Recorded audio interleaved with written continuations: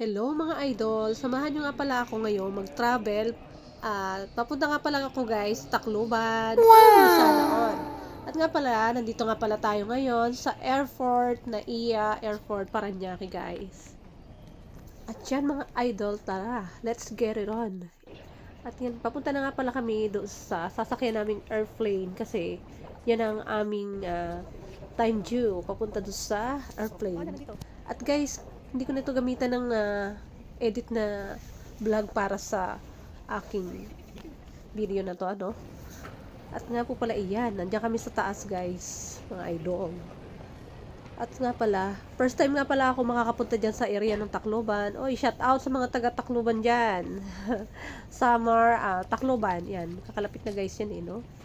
At yan, excited na nga pala ako. Napaka-excited ko na talaga sumakay sa airplane. Kasi almost 8 years bago nakasakay sa airplane. Since nag-Hong Kong ako guys, hindi naman ako natagalan doon. At nga pala guys, yan ang ating view ng airport ngayon sa NAIA Terminal 3. Terminal 3. Oh, see, nauutal pa talaga ako mga idol. At ginamitan ko na nga pala ng aking front camera itong aking pagbe-vlog kasi para may experience na lang po. Souvenir and remembrance na lang At yan, at akala mo naman ako ay galing pa sa Korea. Makapurma talaga Wala namang datong. Sana all. At ayan mga idol, nakapila na nga kami at nandito na kami naglalakad papunta sa airplane. At pinas-forward ko na nga pala ang video ko habang kami papasok sa loob ng airplane. At ayan, wow, nasa airplane na kami ngayon. Sana all na lang. Ay, may katabi ako, sino yun? At nga pala guys, nandito ako sa gilid ng bintana. At kasi, kaya ako nandyan, talagang sinadya ko na para nga pala mabidyohan ko naman ang labas. Tsaka yung taas, habang nasa taas kita nyo naman napakaganda sa taas, nasa langit na. Ay, pero mababang langit pa yan guys, mga idol. Talagang, gabi nga pala kami guys nag-travel niyan, kita nyo naman, puro ulap At papunta nga palang Tacloban ay almost 45 minutes lang mula dito sa Parañaque, Yan guys, ayan, talagang hating gabi talaga kami, mga idol, nag-flight, hindi, para yatang hapon, oo, hindi ako nagkakamali. Oh my God, hindi ko na maintindihan idol parang inabot na yata kami ng madaling araw sa biyahe na yan Oo, kasi gabi na kami nasa airport na yan, idol. Ayan, Tacloban na nga mga idol yan, yung area yan. Wow. Sa airplane, Kaya yan, lalo na kung makikita mo yung taas. Ayan, nakarating na kami sa terminal na.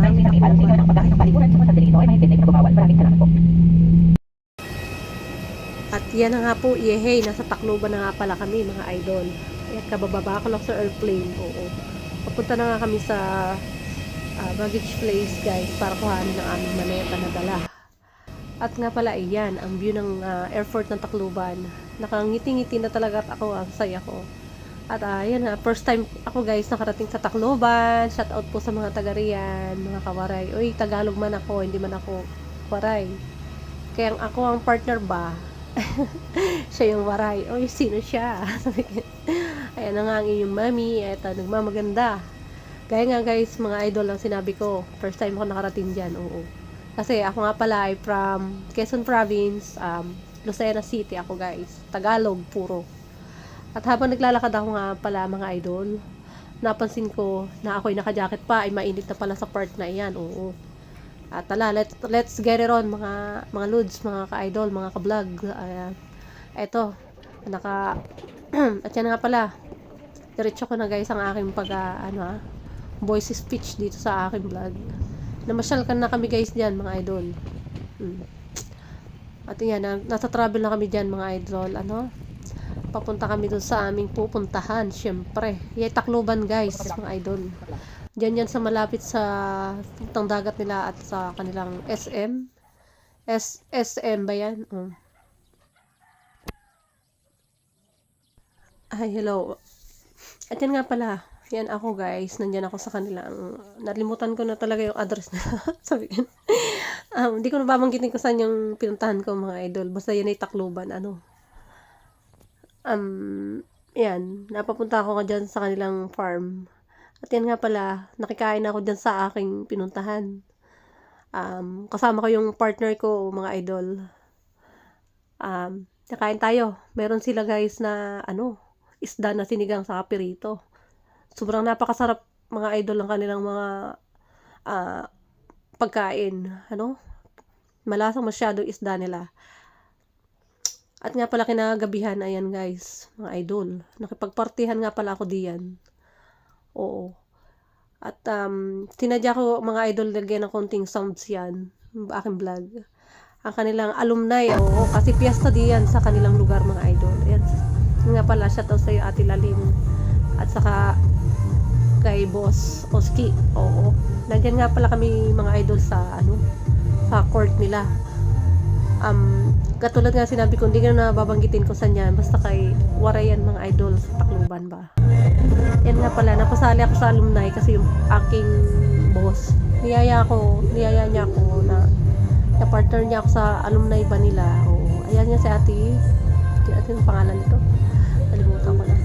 Kasi si ate Gemma. Gemma ba yan? I don't know. Pero sige na, shout out na lang po sa mga naging mga kabatch ng aking boss para batiin ko kayo dito sa aking vlog. Especially nga pala mga idol sa mga taga rito. Napaka babait nila, oo. At ayan, yan na si ate Lalin, si ate Jingjing. Na pala, yan ang batch nila, idol. At ayan, kinagabihan, oo. Ayan, napatagay yung mga pala ako ng kanilang tuba na niyog yan guys, diyan sa Tacloban. Napakasarap pala niyan, oo. At first time ko na tikman nga pala yan, ayan, iinom na ako. At nga pala mga idol, may coke yan. At ayan, kita nyo. Yeah, ang saya-saya na namin. Napatagay na talaga ako. Shout out Ate Linda, salamat sa pagtanggap po. At kita nyo, ay talaga naman.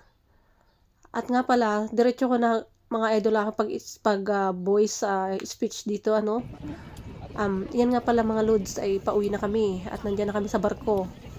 Nga pala mga idol, pag uwi namin nakabarko na lang kami. Kung biniyahin namin ng 45 minutes mga idol, dito naman napakabagal, almost 2 days kami nagbiyahe. At nga pala, shout out nga po pala sa mga sa mga nasakay sa barko dyan, ingat-ingat po. At nga pala sa dami-dami ko napansin dyan mga idol, ito yung mga dito, mga aitaba ito. Nanghihingi sila mga idol ng pera nandito sa mga pasahero sa barko, pero sobrang naawa ako sa kanila. Kung ako lang talaga maraming dalang bariya, hinagisan ko na kayo. Shout out sa inyo, ingat kayo diyan paglalangoy. At yan lang mga idol, thank you.